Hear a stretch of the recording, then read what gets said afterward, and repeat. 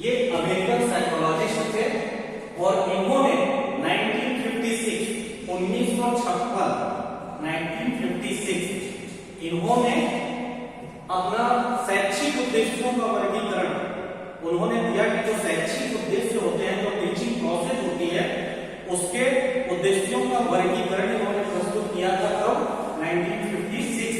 बहुत बार ये क्वेश्चन पूछ दिया जाता है कि ब्लूम का पूरा नाम क्या है? Benjamin Samuel Bloom. इन्होंने अमेरिकन साइकोलॉजिस्ट थे, अमेरिका के शिकागो यूनिवर्सिटी में ये प्रोफेसर रहे। इन्होंने शिक्षा के ऊपर रिसर्च करना शुरू किया और उसी में अपना उन्होंने रिजल्ट दिया, जो इनका कंक्लूजन आया, उसी को हम ब्लूम टैक्सोनॉमी के नाम से जानते हैं।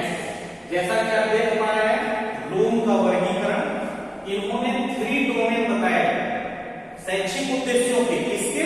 शैक्षिक उद्देश्यों के इन्होंने कहा 3 डोमेन। डोमेन क्या है? डोमेन को हम एरिया भी कहते हैं, एरिया या क्षेत्र। डोमेन मीन्स एरिया या क्षेत्र। इन्होंने शैक्षिक उद्देश्यों को 3 भागों में विभाजित किया।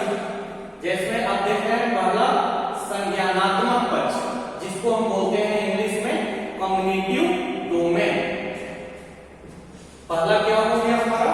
संज्ञानात्मक, जिसे हम ज्ञानात्मक पक्ष भी कहते हैं, इंग्लिश में कहते हैं कॉग्निटिव डोमेन। दूसरा है हमारा अफेक्टिव डोमेन, इसका हिंदी है भावात्मक क्षेत्र। तीसरा है साइकोमोटर डोमेन, जिसे हम हिंदी में कहते हैं क्रियात्मक। जैसा कि आप देख रहे हैं, यह जो पहला डोमेन है इनका संज्ञानात्मक, यह किससे संबंधित है? यह ज्ञान से संबंधित है। इसका संबंध ज्ञान से है, मेंटल एबिलिटी से है। जब कोई भी टीचिंग प्रोसेस होती है क्लास में, बच्चों में अधिगम होता है, उस समय ये संज्ञानात्मक पक्ष किससे रिलेटेड है? कभी कभी क्वेश्चन में पूछ दिया जाता है कि ब्लूम के टैक्सोनॉमी का ज्ञान किस डोमेन के अंतर्गत आता है, तो हम वहां पे तुरंत कर देंगे कॉग्निटिव डोमेन के अंतर्गत, संज्ञानात्मक के अंतर्गत। अफेक्टिव भावात्मक, यहां पे आप देखना है मनोवृत्ति क्या है? मनोवृत्ति मीन्स रुचियों, अभिवृत्तियों, मूल्यों एवं संवेगों से संबंधित है। रुचि कैसी है?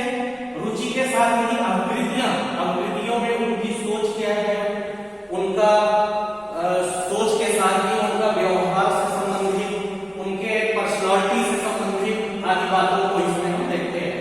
तीसरा साइकोमोटर क्रियात्मक, आप देख रहे हैं यहाँ कौशल, इसे हम मनोशारीरिक भी बोलते हैं।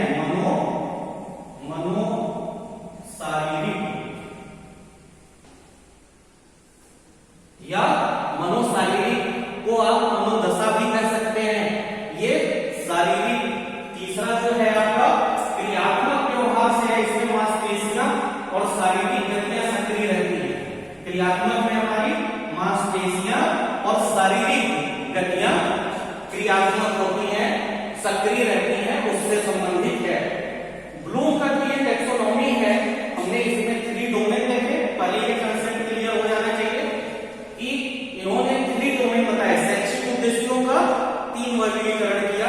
पहला है संज्ञानात्मक या ज्ञानात्मक पक्ष, दूसरा है अफेक्टिव डोमेन भावात्मक, तीसरा है साइकोमोटर शारीरिक पक्ष। अब यहाँ पे हम लोगों को क्लियर हो जाना चाहिए, संज्ञानात्मक जो है हमारा वो किससे संबंधित है? मेंटल एबिलिटी से। यहाँ पे ज्ञान के पुनः स्मरण, पहचान आदि से इससे संबंधित है। बौद्धिक योग्यताओं, हम मेंटल एबिलिटी मींस बौद्धिक योग्यताओं को ले सकते हैं, बौद्धिक योग्यताओं से संबंधित है ये ज्ञान। मनोवृत्ति, मैं पुनः एक बार बता देता हूं, मनोवृत्ति है रुचियों, अभिवृत्तियों, मूल्यों आदि से संबंधित, कि उनकी सोच कैसी है, उनकी दशा कैसी है, उनकी रुचि कैसी है, उनकी पर्सनालिटी क्या कहती है आदि। तीसरा है साइकोमोटर, शारीरिक दशा, जिसमें हमारा मांसपेशियां, शारीरिक गतिविधियां सक्रिय रहती हैं। मुख्यतः हमें यहाँ पे ब्लूम की टैक्सोनॉमी के अंतर्गत यहाँ पे हम आप देख पा रहे हैं, ये तीनों के उपभाग भी हैं, सब पार्ट किए गए। संज्ञानात्मक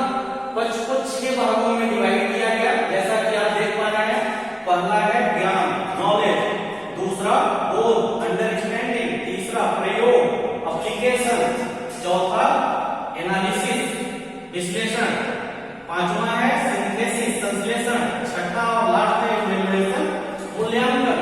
इसी तरीके से भावात्मक अफेक्टिव डोमेन के भी 6 पार्ट हैं और साइकोमोटर डोमेन के भी 6 पार्ट हैं, लेकिन हमें यहाँ पे जो सबसे इंपॉर्टेंट है उसमें यह है ज्ञानात्मक पक्ष, और मुख्यतः हमें आज इसी को देखना है। ये जो 6 हैं हमारे इनके पार्ट, सब पार्ट कॉग्निटिव डोमेन के संज्ञानात्मक पक्ष की ये जो 6 पार्ट है, आप 6 को याद तो कर लेते हैं लेकिन इसे कभी पूरी व्याख्या नहीं कर पाते, समझ नहीं पाते। तो आज पूरी क्लास में हम लोग इसे संक्षेप में लेकिन टोटली डीपली नॉलेज लेंगे कि ये क्या है, ये 6 किस प्रकार से कार्य करती है, इसको हम उदाहरण के द्वारा भी समझेंगे। जैसे पहला ज्ञान, अब ये जो ज्ञान है जिसे हम नॉलेज देख रहे हैं, इसका संबंध पहचान या पुनर्स्मरण, पहचान या पुनर्स्मरण से है। अब पहचान या पुनर्स्मरण, पहचान या पुनर्स्मरण से संबंधित होता है। अभी हम इसको उदाहरण से समझाएंगे कि कैसे ये आया, इसको मैं उदाहरण दे दूंगा। बोध, अंडरस्टैंडिंग, जो बोध है ये सूचनाओं तथ्यों का अनुवाद करना, व्याख्या करना, वर्णन करना आदि इसके अंतर्गत आता है। तीसरा है प्रयोग, प्रयोग में तथ्यों को समझकर, जब हम तथ्यों को समझ लेते हैं उसका प्रयोग करते हैं। विश्लेषण, आप सभी देख रहे हैं संश्लेषण। मैं सोचता हूं कि इसे आपको मैं एक दो उदाहरण के द्वारा समझाऊं तो ज्यादा इफेक्टिव होगा। मान लिया आप सभी के पास मोबाइल हमेशा होता है, हम एक मोबाइल को ही ले लेते हैं और मोबाइल से इसको समझते हैं। मान लीजिए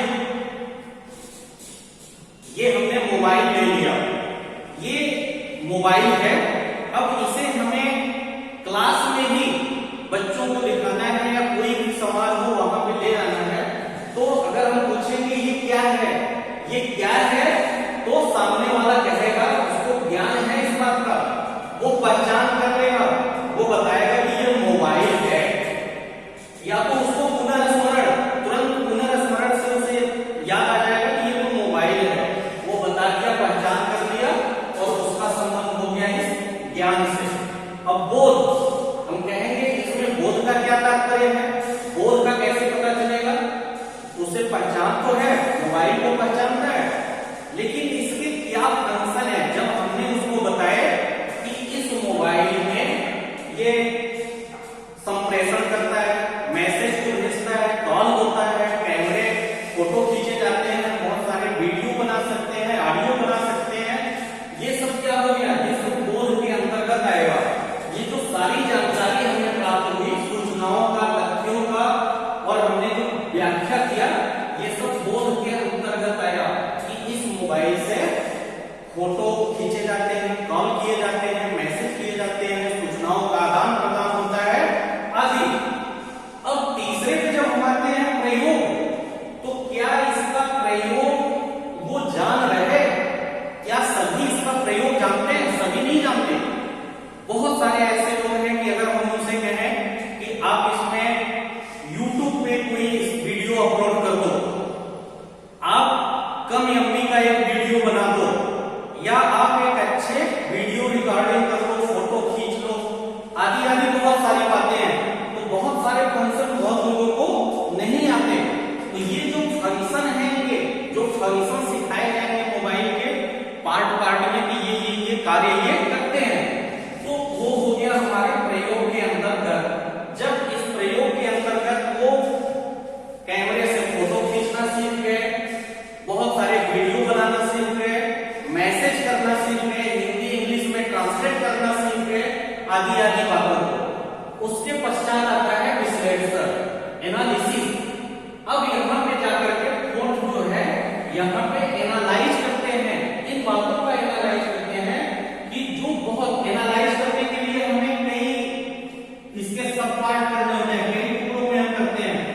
क्या इसका कैमरा सही था, क्या फोटो ये अच्छा ले रहा, क्या इसको स्पीकर जो है इसका स्पीकर सही है, ये चार्ज बहुत ठीक से कर रहा है या डिस्चार्ज हो रहा था, और जो भी चीजें हैं हम इसको पूरा एनालाइज करते हैं टुकड़ों टुकड़ों में। एनालाइज करने के बाद यहाँ पे हमने पाया कि इसमें बहुत कुछ अच्छाइयां रही और 1 2 3 कमियां भी रही। इसे अगर हम अब नेक्स्ट आता है हमारा संश्लेषण। संश्लेषण सिंथेसिस। सिंथेसिस में हम क्या करते हैं? सिंथेसिस में हम करेंगे इन सभी का जितना एनालाइज हुए थे टुकड़े टुकड़े टुकड़े में, यहाँ पे सभी को एकत्रित कर लेते हैं और ये देखते हैं कि यहाँ जो कमियां रही आगे फ्यूचर इन कमियों को हम इतने जीबी का कैमरा लेंगे, मोबाइल लेंगे, हमारे मोबाइल का रैम इतना होना चाहिए तो हमारे लिए अच्छा होगा, कैमरा इतने पिक्सल का होना चाहिए ये अच्छा होगा, या क्या अच्छाइयां रही क्या बुराइयां रही, उन सभी का यहाँ पे हम प्रयोग करके नेक्स्ट भविष्य के लिए यहाँ पे तैयार होते हैं कि हमें क्या ग्राह्य है और क्या त्याज्य है, हमें क्या त्यागना है क्या हटाना है। और लास्ट इसका फंक्शन है इवैल्यूएशन, मूल्यांकन। इस मूल्यांकन के अंतर्गत संपूर्ण का हम एक मूल्यांकन करते हैं कि ये हमारे लिए कितना उपयोगी रहा। जहां तक मुझे लगता है कि उस उदाहरण के द्वारा आप समझ गए होंगे। अगर 1 2 और उदाहरण मैं ले लूं, जैसे मान लीजिए कि आप ले लीजिए कि हमें बच्चों को टेंस पढ़ाना है, काल, और काल के लिए हमने काल पढ़ाया वहां पे, तो बच्चों को पता है कि टेंस होता है काल है, ये चीजें हैं उन्हें पुनर्स्मरण है। लेकिन यहाँ पे बोध में आएगा कि प्रेजेंट पास्ट और फ्यूचर टेंस होता है। जब इन तीनों चीज को हम बोध में जान लेंगे, वो जान जाएंगे कि अच्छा टेंस 3 प्रकार के होते हैं, वर्तमान का, भूतकाल और भविष्य का। फिर उसका प्रयोग कैसे करना है वहां भी उन्हें सिखाया जाता है और वो प्रयोग करने लगते हैं कि अगर हम वर्तमान में बोल रहे हैं, वर्तमान में बातें कर रहे हैं तो रहा है, रही है, रहे हैं, चल करके चलेगा। और यही अगर हम पास्ट में जा रहे हैं, भूत में जा रहे हैं, था, थी, थे आदि का प्रयोग करेंगे, और भविष्य में होगा, होगी, होंगे आदि आदि बच्चे जब सीख जाते हैं यहाँ पे तो ये प्रयोग करना सीख जाते हैं, टेंस का प्रयोग करना सीख गए। विश्लेषण उन्होंने एनालाइज किया कि हाँ अब हम जो कम्युनिकेशन कर रहे हैं, जो हम पत्र व्यवहार कर रहे हैं, जो हम लोगों को बहुत सारी चीजों को लिख रहे हैं, उसमें हमने इनका प्रयोग करने से हमारे लिए यूजफुल है। यहाँ संश्लेषण भी आएगा उनके कि इसमें क्या कमियां हैं जिन्हें हम सुधारें। मूल्यांकन लास्ट है सभी का एक मूल्यांकन, इवैल्यूएशन करना।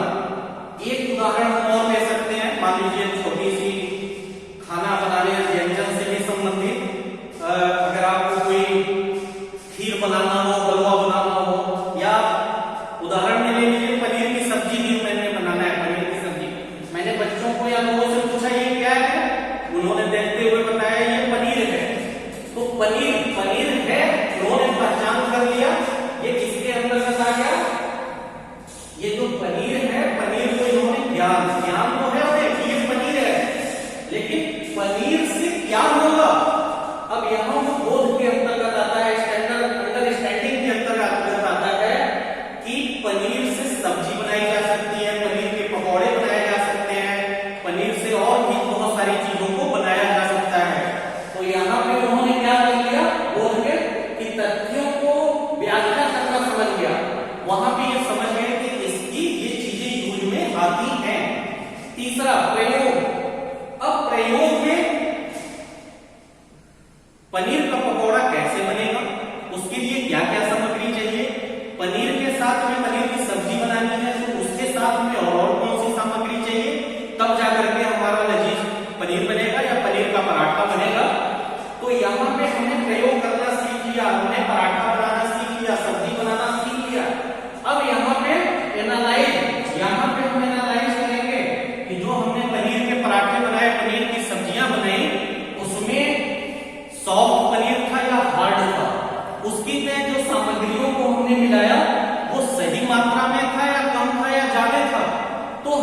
आगे के लिए क्या रखना है, क्या हटाना है, क्या और अच्छा बनाना है उसमें, ये संश्लेषण के अंतर्गत आएगा।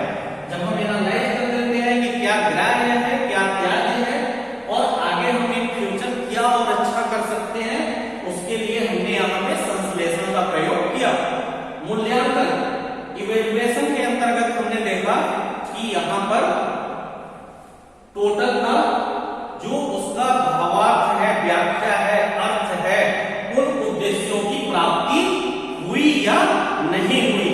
तो यहाँ पे ब्लूम के टैक्सोनॉमी जो 3 डोमेन पार्ट में बांटे गए थे, उसका हम लोगों ने विस्तृत अध्ययन किया है और हमें यह पूर्ण विश्वास है कि आप लोग भी समझ गए होंगे। हमने उदाहरण के द्वारा इसे समझाने की कोशिश किया है। और जब भी आप कोई भी टीचिंग प्रोसेस शुरू करते हैं, हमारी लेसन प्लान बनाते हैं और आप बीएड के स्टूडेंट हैं या तो किसी प्रतियोगी परीक्षाओं में जाते हैं, आप एजुकेशन से रिलेटेड हैं, तो ये ब्लूम टैक्सोनॉमी एक बहुत ही इंपॉर्टेंट टॉपिक है। आज हम लोग इस यहाँ समाप्त करते हुए नेक्स्ट कक्षा में और आगे देखेंगे। Thank you.